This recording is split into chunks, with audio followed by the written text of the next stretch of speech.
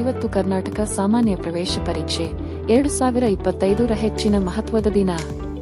ಕೆಸಿಟಿ ಫಲಿತಾಂಶವನ್ನು ಮೇ 20ನೇ ತಾರೀಖಿನಂದು ಪ್ರಕಟಿಸಲಾಗಿದೆ. ಇಂದಿನಿಂದ ಜೂನ್ 11ರಿಂದ ಕೌನ್ಸೆಲಿಂಗ್ ಪ್ರಕ್ರಿಯೆಗೆ ಸಂಬಂಧಪಟ್ಟ ಹೊಸ ಮಾಹಿತಿಗಳು ಪ್ರಕಟವಾಗಿವೆ.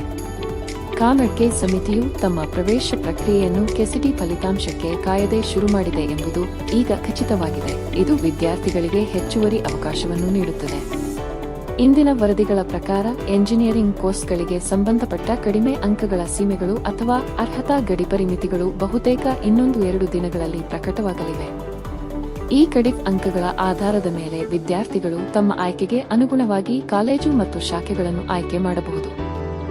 ಪ್ರತಿ ವಿದ್ಯಾರ್ಥಿಯು ಈ ಕೆಳಗಿನ ದಾಖಲಾತಿಗಳನ್ನು ಸಿದ್ಧಪಡಿಸಬೇಕು: 10ನೇ ತರಗತಿಯ ಗುರುತಿನ ಪತ್ರ, ಪಿಯುಸಿ ಅಥವಾ ಸಮಾನ ತರಗತಿಯ ಅಂಕಪಟ್ಟಿ, ಆದಾಯ ಪ್ರಮಾಣ ಪತ್ರ, ಜಾತಿ ಪ್ರಮಾಣ ಪತ್ರ, ನಿವಾಸ ಪ್ರಮಾಣ ಪತ್ರ, ಅಂಗವಿಕಲರು ಅಥವಾ ವಿಶೇಷ ವರ್ಗದವರು ಸಂಬಂಧಿಸಿದ ದಾಖಲೆಗಳು, ಗಣಕಯಂತ್ರ ವಿಭಾಗ, ಜಾಲ ತಂತ್ರಜ್ಞಾನ, ಸಂಕೇತ ಭಾಷೆ, ಮಾಹಿತಿಶಾಸ್ತ್ರ, ವಿದ್ಯುತ್ ಸಂವಹನ, ಮಡಕುಗೋಲ ತಂತ್ರಜ್ಞಾನ, ಅಡುಗು ನಿಖರೀಕರಣ, ಯಾಂತ್ರಿಕ ವಿಭಾಗ, ಚಿತ್ರರಚನೆ, ಯಂತ್ರವಿನ್ಯಾಸ, ಪೌರಭೂತ ಶಾಸ್ತ್ರ, ಕಟ್ಟಡ ರೂಪರೇಖೆ, ಅಂದಾಜು ಮತ್ತು ಖರ್ಚು, ಕೌಶಲ್ಯ ವಿಭಾಗ, ಜಾಲ ಪ್ರಚಾರ, ಲೇಖನ ರಚನೆ, ವ್ಯಕ್ತಿತ್ವಾಭಿವೃದ್ಧಿ.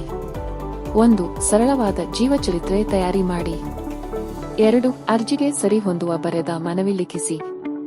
3. ಪ್ರತಿದಿನವೂ ಕನಿಷ್ಠ 5 ತರಬೇತಿಗಳಿಗೆ ಅರ್ಜಿ ಹಾಕಿ.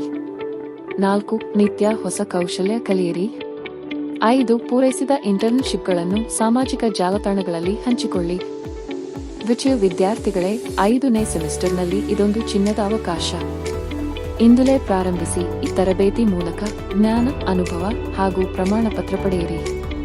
ಮುಂದಿನ ವಿಡಿಯೋದಲ್ಲಿ ನಾವು ಇಂಟರ್ನ್ಶಿಪ್ಗಾಗಿ ಹೇಗೆ ಉತ್ತಮ ಜೀವಚರಿತ್ರೆ ಬರೆಯುವುದು ಎಂಬುದರ ಬಗ್ಗೆ ವಿವರಿಸುತ್ತೇವೆ.